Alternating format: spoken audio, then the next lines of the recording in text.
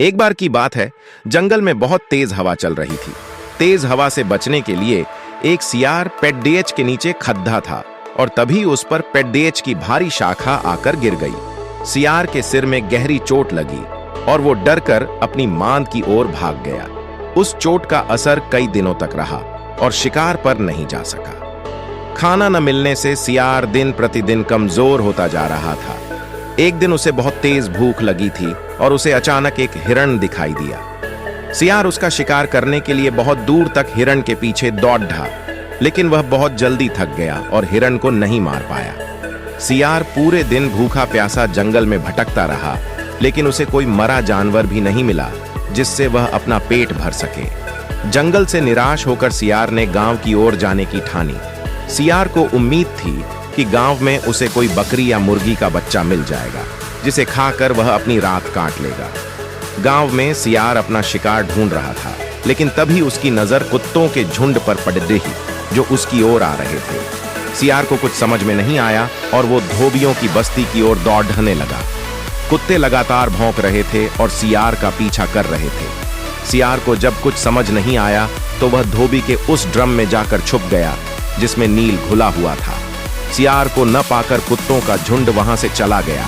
बेचारा सियार पूरी रात उस नील के ड्रम में छुपा रहा।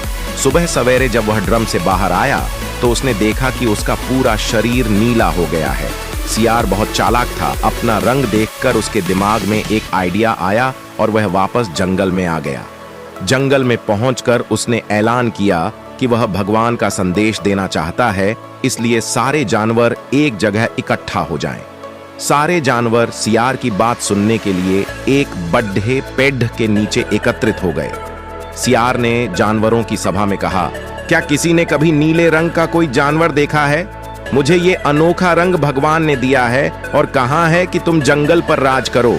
भगवान ने मुझसे कहा है कि जंगल के जानवरों का मार्गदर्शन करने की जिम्मेदारी तुम्हारी है। सभी जानवर सियार की बात मान गए। सब एक स्वर में बोले, कहिए महाराज, क्या आदेश है? सियार ने कहा, सारे सियार जंगल से चले जाएं, क्योंकि भगवान ने कहा है कि सियारों की वजह से इस जंगल पर बहुत बड़ी आपदा आने वाली है। नीले सियार की बात को भगवान का आदेश मानकर सारे जानवर जंगल के सियारों को जंगल से बाहर खदेड़ जाए। ऐसा नीले सियार ने इसलिए किया क्योंकि अगर जंगल में रहते तो उसकी पोल खुल सकती थी। अब नीला सियार जंगल का राजा बन चुका था। मोर उसे पंखा झलते और बंदर उसके पैर दबाते।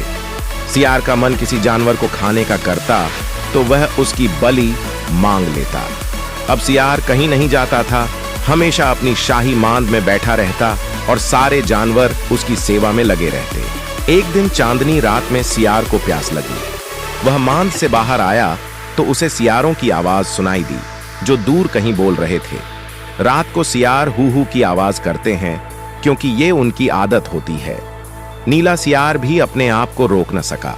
उसने भी जोर जोर से बोलना शुरू कर दिया। शोर सुनकर आसपास के सभी जानवर जाग गए। उन्होंने नीले सियार को हू हू की आवाज निकालते हुए देखा। तब उन्हें पता चला कि ये एक सियार है और इसने हमें बेवकूफ बनाया है। अब नीले सियार की पोल खुल चुकी थी। यह पता चलते ही सारे जानवर उस पर टूट पड़े और उसे मार डाला। कहानी से सीख हमें कभी झूठ नहीं बोलना चाहिए। एक न एक दिन पोल खुल जाती है। किसी को भी ज्यादा दिनों तक बेवकूफ नहीं बनाया जा सकता है।